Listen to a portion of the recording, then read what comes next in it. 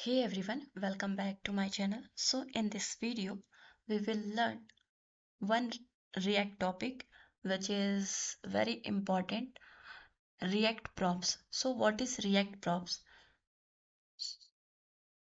React props are the information that you pass to JSX tag. Like this is our app.jsx where this is called JSX tag and this is our second JSX tag. This is our third JSX tag. This is our fourth JSX tags. So whenever we need to pass information in JSX tag, we use props in React for passing information. So this is our product component. And here product component, product title and product descriptions. So whenever we need pass some value in this product component, we just using React props and gives it value like title and give some value like laptop and here product price.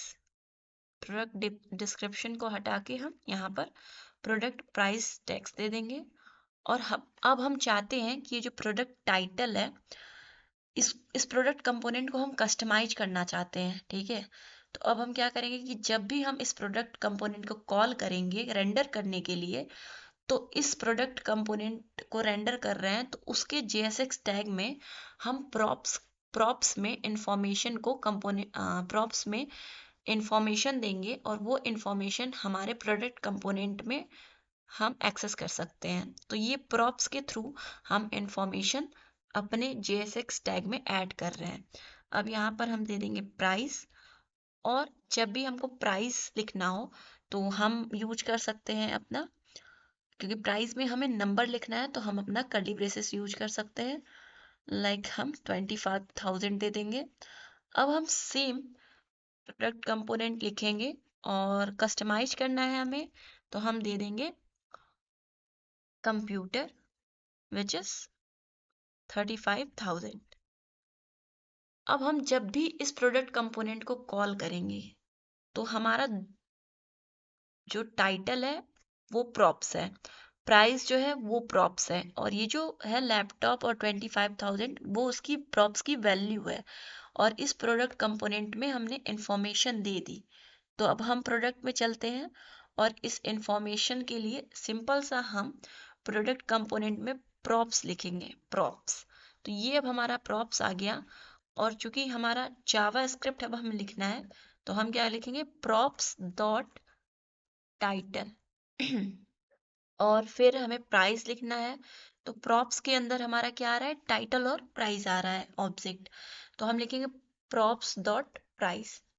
तो ये हमारा जो props है उसकी help से हम अपने component को कस्टमाइज कर सकते हैं अपने कंपोनेंट में। अपने जब कंपोनेंट को रेंडर कर रहे हैं तो उस टाइम पे उसमें इंफॉर्मेशन प्रॉप्स के रूप में ऐड कर सकते हैं। अब ये ऐप है, इसने 2 टाइम्स प्रोडक्ट कंपोनेंट को रेंडर किया हुआ है। अब हम इसको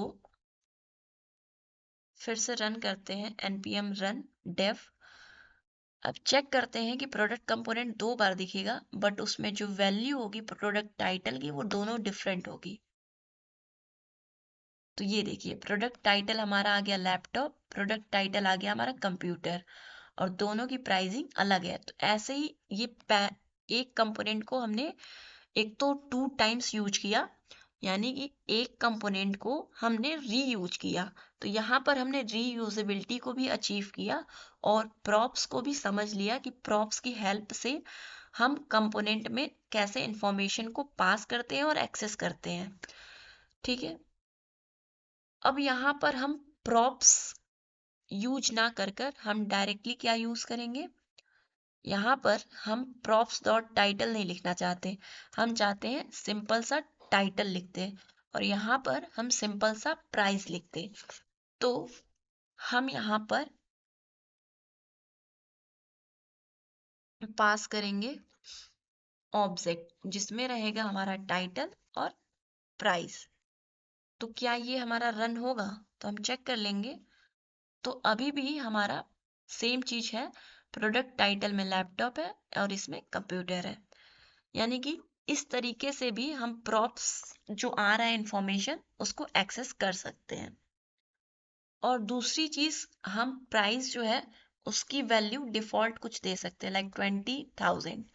अगर मान लेते हैं कि जब ये प्रोडक्ट कंपोनेंट रेंडर किया जा रहा है तो हो सकता है कि कोई तीसरा कंपोनेंट हो जो कि प्राइस की वैल्यू पास ही ना कर रहा हो, प्रॉप्स के रूप में सिर्फ एक टाइटल पास कर दिया बाइक, बट उसकी वैल्यू पास नहीं कर रहा है। तब हमारा क्या होगा कि जो हमने डिफॉल्ट वैल्यू प्रॉप्स में दी है वो यहाँ पर दिखेगी, डिस्प्ले होगी। तो यहाँ पर डिफॉल्ट वैल्यू क्या है? 20,000 है। तो हमने इस तरीके से एक प्रोडक्ट कंपोनेंट बनाया, उसको रीयूज कर लिया और उसको 3 बार रेंडर करा लिया अपने app.jsx में।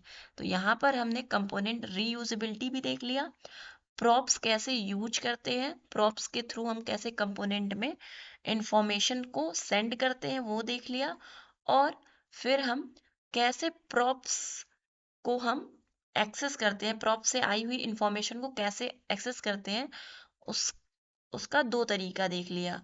और कैसे प्रॉप्स में डिफॉल्ट वैल्यू को सेट करते हैं वो देख लिया। तो नेक्स्ट वीडियो में हम सीखेंगे कि कैसे हम जब प्रॉप्स पास कर रहे हैं, ये सारे प्रॉप्स पास कर रहे हैं, तो अभी तक तो हम सिर्फ स्ट्रिंग पास कर रहे हैं और नंबर पास कर रहे हैं, बट कभी हमें एरे पास करना हो तो वो कैसे हम प्रॉप्स के रूप में पास करेंगे अपने कंपोनेंट को। तो नेक्स्ट वीडियो में वो हम सीखेंगे।